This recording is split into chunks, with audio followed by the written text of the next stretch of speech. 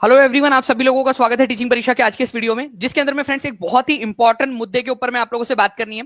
आप लोगों को बता दूं कि जो शिक्षा विभाग है उसके द्वारा जो है एक नोटिस जारी किया गया है, जिसके अंदर में ये बोला गया है कि जितने भी लोग हैं जिनको 5% रिलैक्सेशन की वजह से बाहर किया गया था उनकी सूची मांगी गई है। पूरी की पूरी जानकारी मैं आप लोगों को दूंगा। इस वीडियो को पूरा आखिरी तक देखिए, ऐसा ना हो कि कोई जानकारी आप लोगों से छूट जाए जिसके वजह से आपको बाद में जो है वो पछतावा हो और बाद में जो है आप उस जानकारी के अभाव के अंदर में कोई गलत जो है डॉक्यूमेंट लगा दे या कोई चीज आप जुटाने में रह जाए। पूरा वीडियो ध्यान से देखिएगा आप लोग। देखिए फ्रेंड, सबसे पहली चीज तो यहाँ पर में ये है कि पंकज कुमार जो है निदेशक प्राथमिक शिक्षा के, उन्होंने जो है सभी जिला पदाधिकारियों को एक लेटर जारी किया है। उन्होंने कहा है कि स्वाति गुप्ता बनाम राज्य सरकार एवं अन्य जो मामले हैं। अब देखिए, मैं आप लोगों को स्वाति गुप्ता वर्सेस बिहार और अन्य जो मामला है उसका भी डॉक्यूमेंट दिखाऊंगा। टीचिंग परीक्षा पर आज आप लोगों को पूरी की पूरी जानकारी मिलेंगी। एक एक परत जो है वो आप लोगों को यहां पर मैं दिखाने वाला हूं मैं कि हुआ क्या है। अब आप लोग बस एक चीज ध्यान रखिएगा, अभी आगे में आएगा स्वाति गुप्ता वर्सेस, ठीक है, जो राज्य सरकार है, ठीक है, उसका क्या मामला है वो भी मैं आपको बता देता हूं। तो अब इसको बताने से पहले अब मैं आपको लेकर चलता हूं कि क्या मामला क्या है स्वाति गुप्ता वर्सेस बिहार सरकार का, जिसके अंतर्गत जिसके वजह से क्या किया है शिक्षा जो यहाँ पर में प्राथमिक शिक्षा निदेशक है उन्होंने क्या किया है। जितने भी अभ्यर्थी ऐसे हैं जिनको सीटेट परीक्षा के उत्तीर्णांक के आधार पर या तो उनकी सेवा समाप्त कर दी गई है या फिर उनको टर्मिनेशन का लेटर दिया गया है, उन सभी की सूची जो है सर्वोच्च प्राथमिकता के अंदर में मांगी है। क्यों मांगी है? क्योंकि कोर्ट ने मांगा है। कोर्ट ने जो है यहां पर में मेमो नंबर 1341, ठीक है, 1341, और मैं आपको यहां पर मैं बता दूं कि टीचिंग परीक्षा आज आपको मेमो नंबर 1341 फिर से दिखाएगा। ठीक है, मैं आपको फिर से क्यों कह रहा हूं, क्योंकि आप लोगों के लिए यहां पर मैं देखिए, इसीलिए आप लोगों से कहता हूं कि टीचिंग परीक्षा जो है आप लोगों को जब जानकारी देता है तो पूरी सटीक जानकारी देता है। आप लोग ये देखिए, ये मैंने आप लोगों के लिए कवर किया था 2 लाख, ठीक है, 2,16,000 ऑलरेडी इसके ऊपर में व्यूज हो चुके हैं, 2,16,000। और आप देख सकते हो कि मेमो नंबर 1341 टीचिंग परीक्षा ने आपके लिए कवर किया था, क्योंकि ये इंपॉर्टेंट था। कोई भी फालतू न्यूज नहीं बनती है, जो काम की न्यूज है वो सारी की सारी टीचिंग परीक्षा पर मिलती है। तो ऑथेंटिक टीचिंग परीक्षा चैनल को सब्सक्राइब जरूर कर लीजिएगा आप लोग।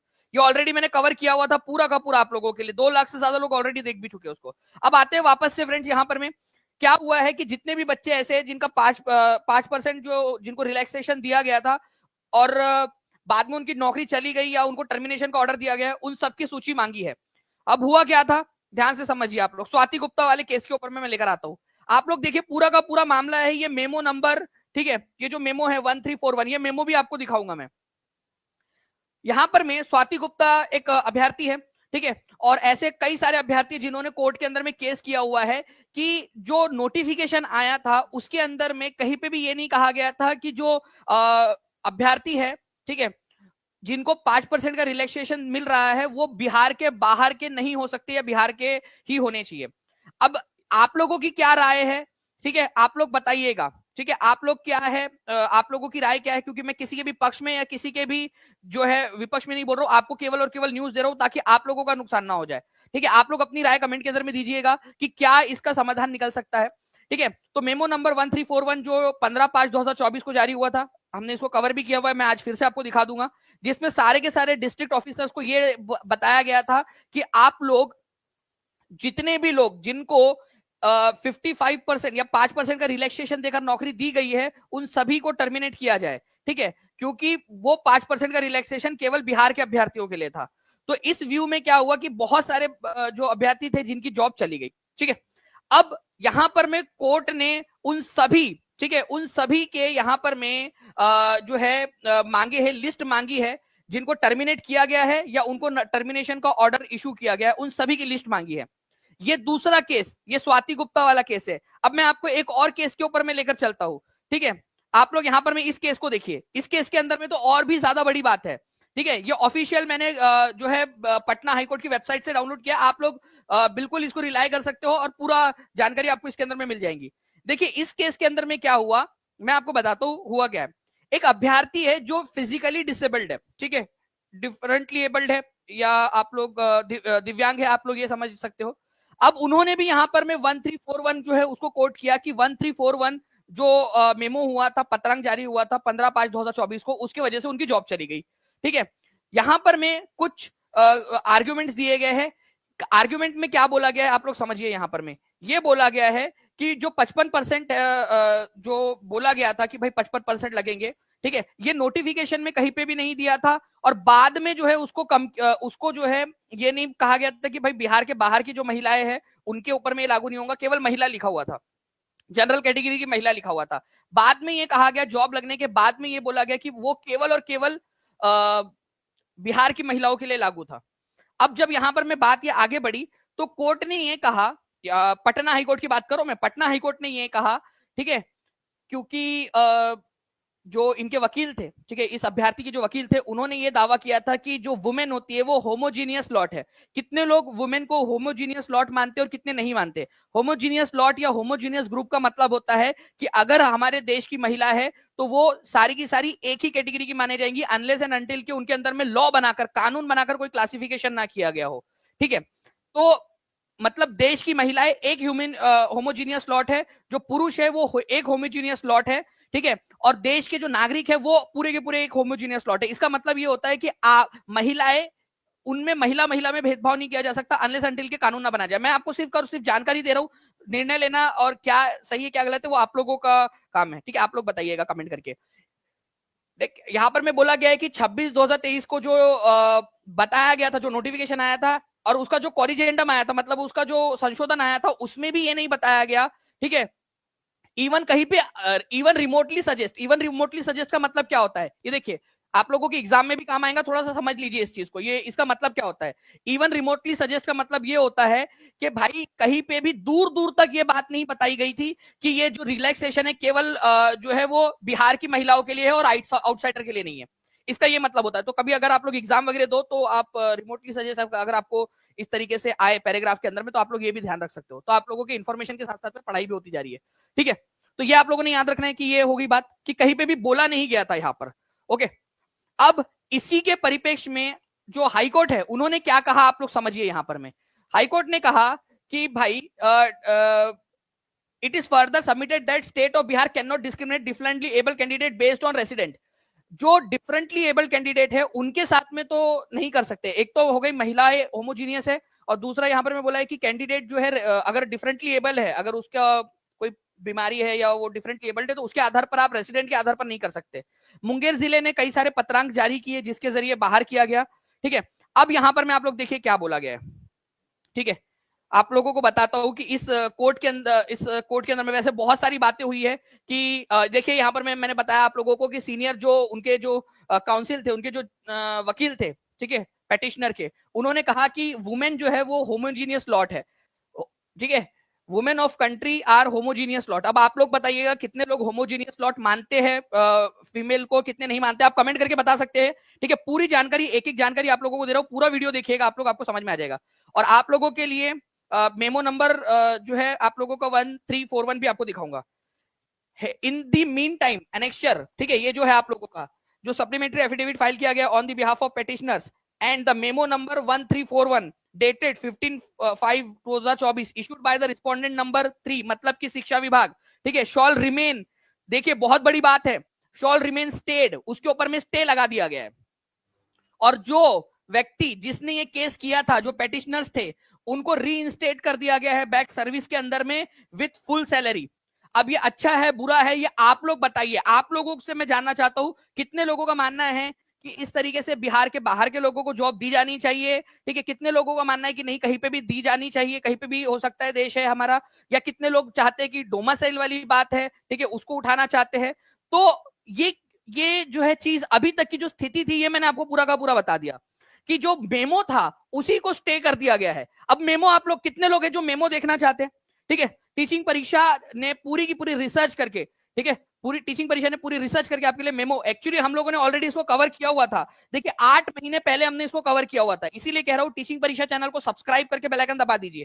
ठीक है, ये देखिए मेमो नंबर था 1341 आप लोगों के लिए। जो काम की चीज होती है वो पूरी की पूरी आपके लिए कवर की जाती है। 2 लाख से ज्यादा व्यूज हो चुके हैं इस पे। अब मेमो नंबर आपको दिखाता हूं मैं यहां पर मैं। ठीक है, अब मेमो दिखाता हूं आपको। ठीक है, देखिए ये है फ्रेंड्स वो मेमो आपका जिसके बारे में मैं बात कर रहा था, 1341। एक्चुअली ये मेमो भी एक कोर्ट केस की वजह से आया था। कोर्ट केस क्या था, इब्तेशाम शाहीन जो थे उन्होंने केस किया था कि भाई उनका जो है 82 नंबर आया है, ठीक है, जो कि 55% से कम है, ठीक है। तो उन्होंने बोला था कि उनको जॉब मिलनी चाहिए करके, जबकि वहां पर मैं 60% बोला है। तो यहां पर मैं इस पत्रांक के अंदर में उन्होंने, ठीक है, जो उस समय के निदेशक थे माध्यमिक शिक्षा के कन्हैया प्रसाद श्रीवास्तव जी, उन्होंने यहां पर मैं देखिए पूरी की पूरी यहां पर मैं उसको क्लियरिफाई किया था। उन्होंने कहा था कि चूंकि आवेदिका राज्य के बिहार बाहर की निवासी है और सामान्य श्रेणी के तहत आती है, जिस कारण उन्हें बिहार राज्य के अंतर्गत आरक्षण का लाभ दे नहीं होगा। मतलब कि केवल और केवल बिहार राज्य की महिलाओं के लिए वो एप्लीकेबल होगा, बिहार राज्य के बाहर के महिलाओं के लिए एप्लीकेबल नहीं होगा। ये इसके अंदर में उन्होंने बता दिया था, ठीक है। और इसके अलावा उन्होंने यहाँ पर में जो है आप लोगों को पूरा का पूरा जो है 55% वाला कैलकुलेशन और ये सारी चीजें भी उन्होंने बता दी थी, ठीक है। पूरा इसके अंदर में कवर कर दिया गया था आप लोगों का, आप लोग यहाँ पर में देख भी सकते हो, ठीक है। ये पूरा इसके अंदर में ना एक और चीज है, एक और मेरे पास में आप लोगों के लिए जो है लेटर है, ठीक है, पूरा रिसर्च करके। क्योंकि देखिए मैं इसके ऊपर में बहुत लंबे समय से, ठीक है, 9/1/2025, ठीक है, 9/1/25, 20/25, 20/5, 10/1, मैं बहुत लंबे समय से इस चीज को ट्रैक कर रहा हूं और आप लोगों के लिए हर एक चीज को मैं जमा कर रहा था आपके लिए जानकारी को, ठीक है, कि इसका क्या है, क्या ये चीज आप लोगों के लिए, ठीक है। तो देखिए फ्रेंड्स, एक पत्रांक और है आप लोगों का जिसके अंदर में ये बताया गया था, ठीक है, कि जो राउंड ऑफ है, राउंड ऑफ वाला आप लोगों का कि 82.5 चाहिए, 54.66% होता है अगर 82 को माने तो। ये सारी की सारी चीजें थी, मिथिलेश मिश्र जी ने इसको दिया था। अब हुआ क्या है, जिस जिस जो है इसके अंदर में ये कहा गया था कि सीटेट के अंदर में, ठीक है, राज्य के केवल राज्य की महिलाओं को ही 5% का जो है वो देय होगा, उसके ऊपर में स्टे लगा दिया गया है। सबसे बड़ी बात, उस पर स्टे लगा दिया गया है। दूसरी चीज, दूसरे किसी एक केस के अंदर में, ठीक है, मैं आप लोगों को यहां पर मैं दिखाना चाहूंगा दूसरे एक केस के अंदर में क्या किया गया है। दूसरे केस के अंदर में जो है ये बोला गया है कि आप उन महिलाओं को, और दोनों अलग अलग जजेस हैं, ठीक है, आप देख लीजिए यहां पर में, ठीक है, ये है सत्यव्रत वर्मा, जस्टिस सत्यव्रत वर्मा, और वो है पूर्णेंदु, ठीक है, जस्टिस पूर्णेंदु। तो आप लोगों का दोनों के दोनों अलग अलग जजेस है और दोनों ने अलग अलग जजेस के अंदर में जजमेंट के अंदर में मेमो नंबर 13, ठीक है, 41 के ऊपर में जो है आपका उन्होंने उठाया है, ठीक है, सवाल उठाए हैं। और ये पूरा का पूरा श्रेय मैं इसको देना चाहूंगा इस पूरी भसड़ का, ठीक है। कोई है किसी के पास में गोभी का फूल तो वो दीजिए बिहार सरकार को, ठीक है, बिहार सरकार को दीजिए, अधिकारियों को दीजिए जिन्होंने नोटिफिकेशन के अंदर में, ठीक है, ना तो उसको क्लियरली मेंशन किया कि क्या चीज है, ना ही उन्होंने कोरिजेंडम के अंदर में उसको डाला, जो उन्होंने संशोधित नोटिफिकेशन डाला था उनको दीजिए। इससे क्या हो रहा है, क्या हो रहा है यहां पर में, जो बच्चे हैं, बिहार के बच्चे हैं, ठीक है, उन लोगों को भी वेट करना पड़ रहा है। जिन लोगों ने बाहर से अप्लाई किया था, सिलेक्शन हो गया, अब उनका भी मेंटल हैरेसमेंट से हो जा रहे, दोनों के दोनों जो है यहां पर में जा रहे, पिस रहे। पहले एक बार क्लियर कर देने में क्या दिक्कत है, ठीक है। तो आप लोगों को बताना चाहूंगा यहां पर में एक जो सबसे जो बड़ी चीज आप लोगों के लिए यहां पर में हुई है कि भाई दोनों के ही अंदर में आपका इसको स्टे कर दिया गया है, मेमो नंबर को ही, ठीक है, 1341 को, ठीक है, इसको स्टे कर दिया गया है। और जितने भी लोग थे उनकी सूची भी मांगी गई है कि जिनको निकाला गया था उनकी सूची दी जाए, ठीक है। तो अब आप लोग मुझे कमेंट करके बताएंगे। देखिए मैं किसी के भी पक्ष में नहीं बोल रहा हूं, ना मैं विपक्ष में बोल रहा हूं, ठीक है। आप लोगों को न्यूज और आप लोगों तक जानकारी पहुंचाना काम था, ठीक है, कि आप लोगों तक ये जानकारी पहुंचा दी जाए कि हो क्या रहा है, ताकि आप उस हिसाब से अपनी प्रिपरेशन को और ज्यादा बढ़ाए, ठीक है। अगर आपको लग रहा है कंपटीशन बढ़ रहा है ना, तो अपने देखो अपने हाथ में ये सारी चीजें नहीं है, आप लोगों के हाथ में क्या है, ठीक है, आप कोर्ट केस कर सकते हो, सारी चीजें कर सकते हो, अल्टीमेटली तो जज को देना है, ठीक है। आपके हाथ में क्या है, आप अपनी पढ़ाई को और ज्यादा धार दे सकते हो, आप अपनी पढ़ाई को और ज्यादा बेहतर कर सकते हो, आप अपने आप को और ज्यादा जो है काबिल बना सकते हो। बाकी जो बैकग्राउंड में लड़ाई लड़नी है आप लोगों ने, वो तो बैकग्राउंड में लड़नी है। मैं दोनों पक्षों को जो अलग अलग है उन सबको अलग अलग अपने तरह से आप ले लीजिए, ठीक है।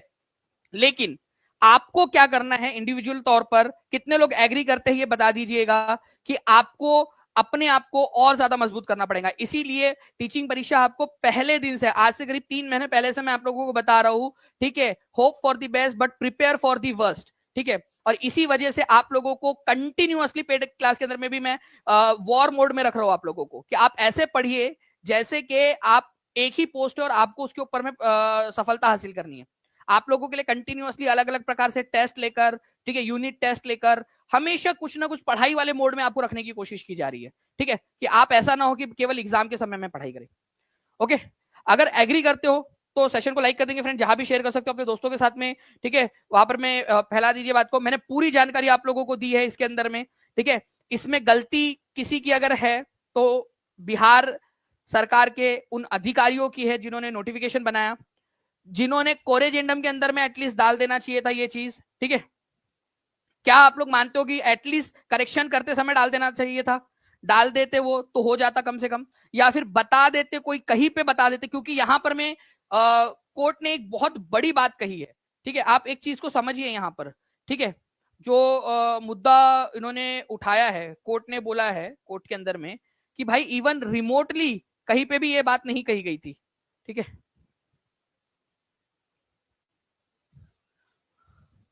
ठीक है, कहीं पे भी इवन रिमोटली मतलब कि कहीं दूर दूर तक ये बात नहीं कही गई उसके अंदर में, ठीक है।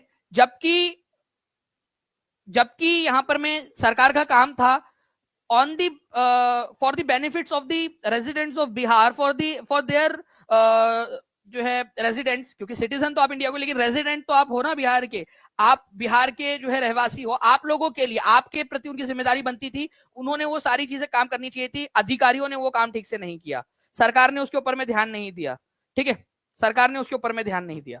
अब ये चीज मैं आपके ऊपर छोड़ रहा हूं, आप मुझे कमेंट करके बताइए और प्लीज कारण भी बताइएगा कि आप लोगों का जिस भी पक्ष में आप बात कर रहे हो उसके ऊपर में आपका कारण क्या है। हर कोई बच्चा अपने अपना राय जरूर दे देगा कमेंट के अंदर में, ताकि समझ में आए, ठीक है, आप इंटेलेक्चुअली किस तरफ में आपका झुकाव है वो समझ में आ जाएगा। जो भी बातें आप लोग बता सकते हो। बाकी टीआरई 4 जो है फ्रेंड्स, मुझे लगता है कि ये एक बार मेमो वाला जो मुद्दा है, ठीक है, अब ये नया वाला आ गया है, तो जैसे ही ये सॉल्व होता है आप लोगों का, ठीक है, ये मुद्दा, उसके बाद में ही टीआरई 4 का नोटिफिकेशन वो लोग निकालेंगे। लेकिन जल्द से जल्द, जैसे 24 मार्च को इसकी डेट है, उससे पहले अगर मेमो के अंदर में कुछ बदलाव कर दिया जाता है या कुछ चीज हो जाती है और बीच का कोई रास्ता निकाल लिया जाता है, तो उससे पहले भी आ सकता है आपका नोटिफिकेशन। लेकिन आप लोगों ने अपनी पढ़ाई जारी रखनी है, ठीक है, क्योंकि इलेक्शन वाला साल है। अगर एक वैकेंसी भी आती है तो आप उसके लिए तैयार रहे, इतना अपने आप को तैयार करिए। और मैं आप लोगों से प्रॉमिस करता हूं कि आप लोगों के लिए जो पढ़ाई वाली जो चीज है, उसके लिए तो हम आप लोगों को, ठीक है, उसके लिए तो आपके लिए पूरी हम मदद कर ही सकते हैं। आपके लिए जितना आपको पढ़ना है आपकी पढ़ाई के अंदर में, जैसे इंडियन नेशनल मूवमेंट का भी सेशन है आपका टीचिंग परीक्षा के यूट्यूब चैनल पर, उसको भी आप लोग देख लीजिएगा।